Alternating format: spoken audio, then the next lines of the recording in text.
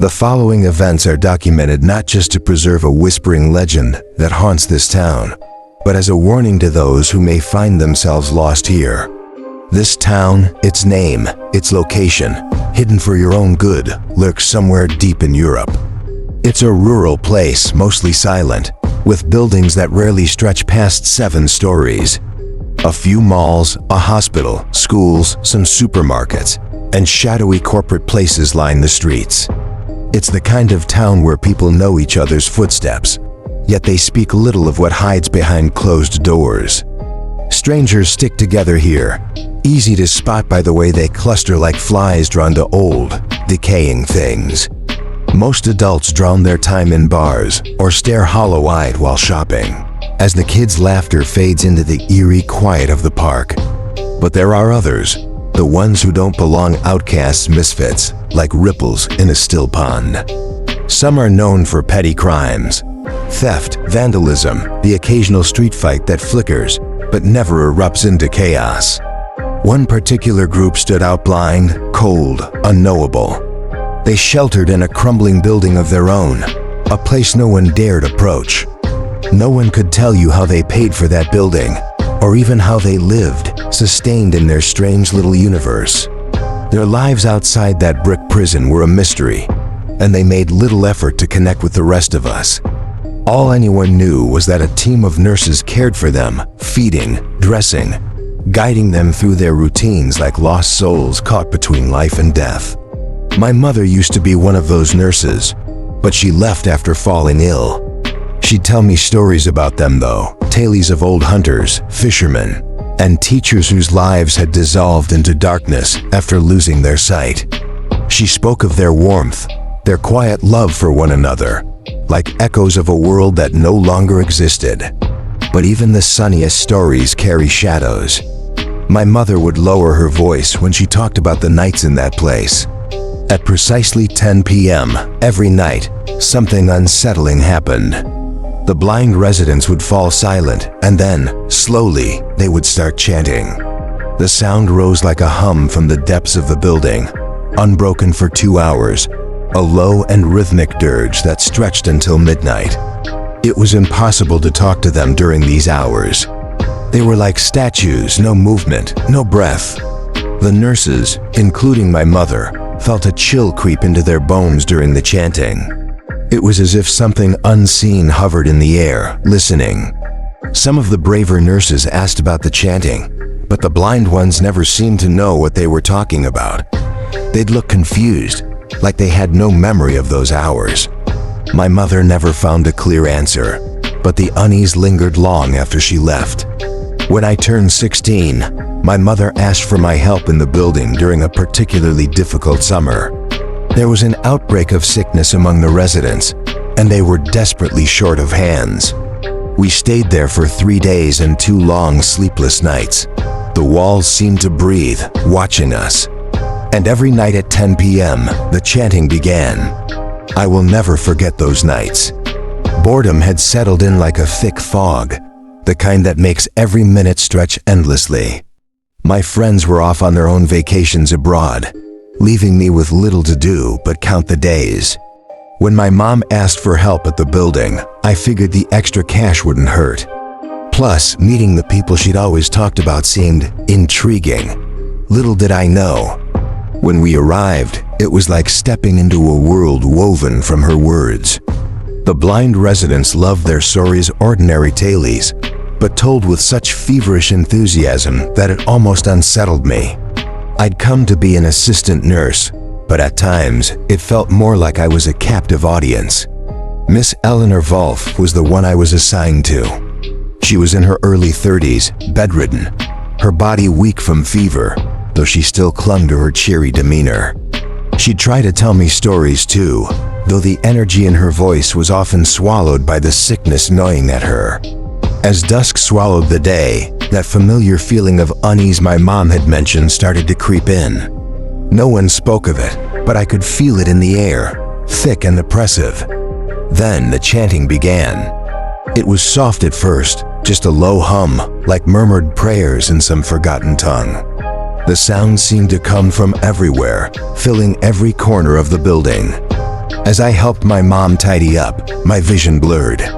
Tears welled up in my eyes, clogging my throat with an emotion I couldn't name. I wasn't even sure why I was crying, but I couldn't stop it. Thump, thump, thump. My heart pounded faster as I rushed to stack the chairs in the corner. It was just us nurses and the blind residents, but it felt like something else, something unseen, was pushing us away. I glanced at my mom, hoping for some kind of reassurance, but she was too absorbed in her tasks.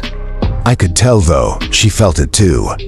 The chanting stopped at midnight, as it always did, replaced by the soft snores of the residents. Exhausted, we retreated to our dorm-like room, the silence heavy in the air. I took my spot on a bottom bunk near the corner, but sleep didn't come easily. I tossed and turned, the weight of the past 2 hours pressing down on me. I wanted to talk to my mom about it, but it felt like a taboo, something we weren't supposed to speak about. So I kept my silence. Eventually, I drifted off into a restless sleep, but when I woke up, everything was wrong. The room was dark, the bed inches above mine, so close I could practically feel the cold wood. But as I turned to scan my surroundings, I froze. I saw myself, my body, lying beneath me, peaceful, unmoving, lifeless. Panic surged through me.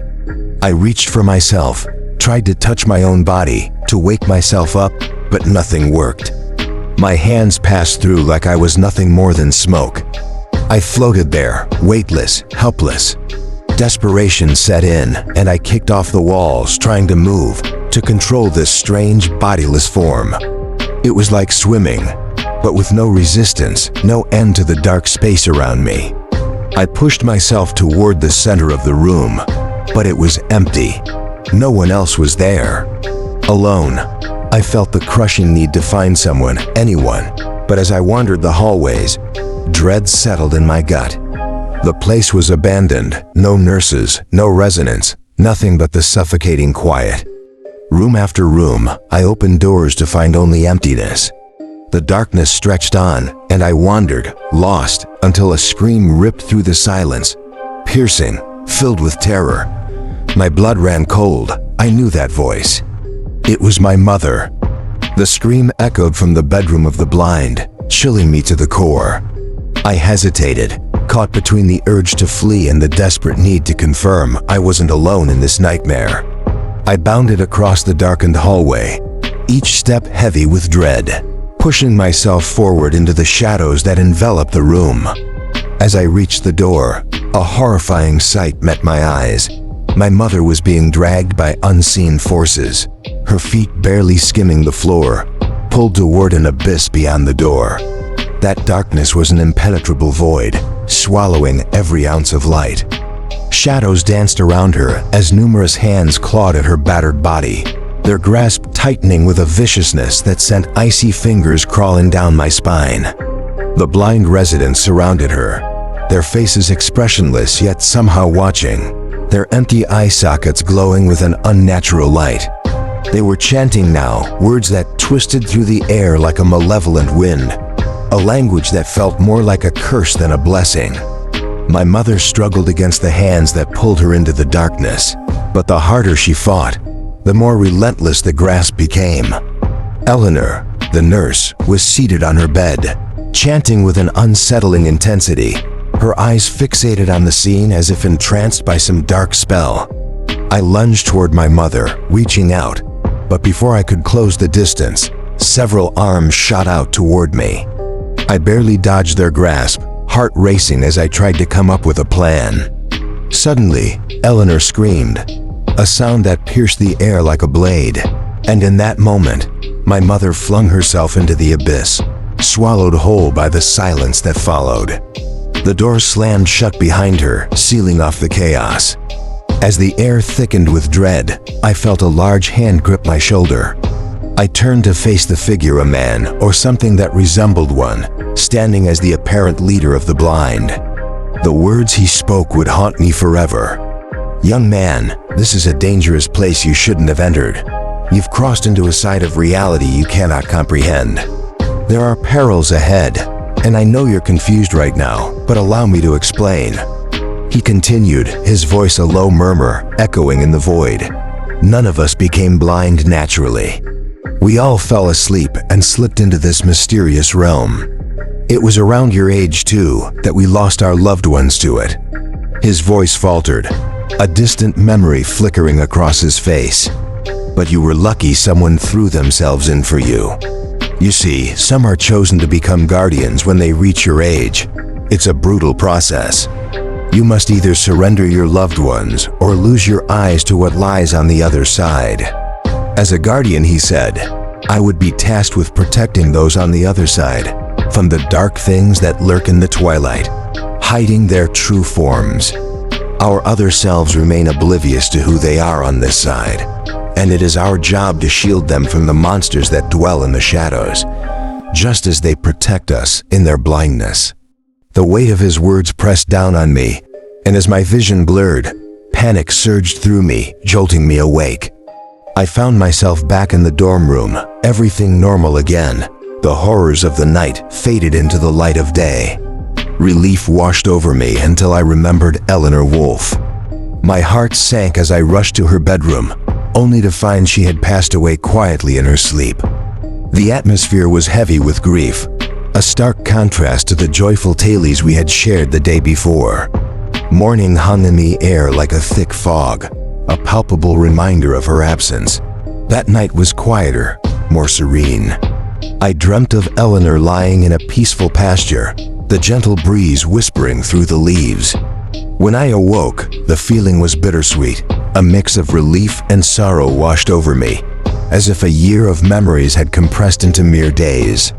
Goodbyes always carried a weight, a melancholic reminder of what was lost. Even during the car ride home, the events of my brief stay haunted my thoughts. I couldn't shake the feeling of the guardians, the darkness, and the terrifying knowledge that I had narrowly escaped a fate I was only beginning to comprehend. I still visit them from time to time, drawn back to that dimly lit building where shadows linger and whispers echo through the air. As the years pass, many have slipped away into the silence, yet some remain, tethered to their stories. I look up to each of them, their sacrifices unsung, their services unseen, and in that darkened space, I carry their memories like a heavy shroud. With every visit, I share the tale of my fortunate encounter, a story wrapped in both wonder and dread.